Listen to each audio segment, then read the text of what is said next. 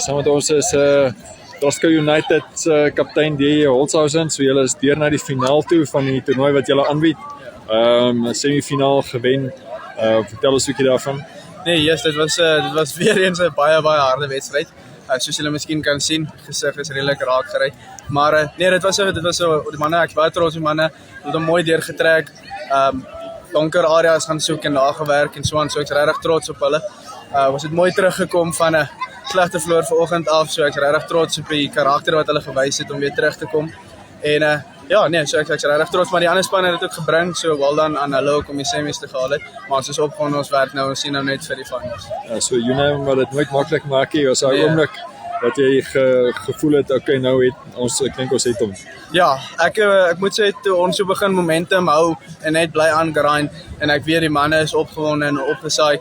Dit dink ek nee wat hierdie gaan ons vandag vat en toe het ons net nog bly harder werk daarop, so ek's regtig trots op die manne vir dit.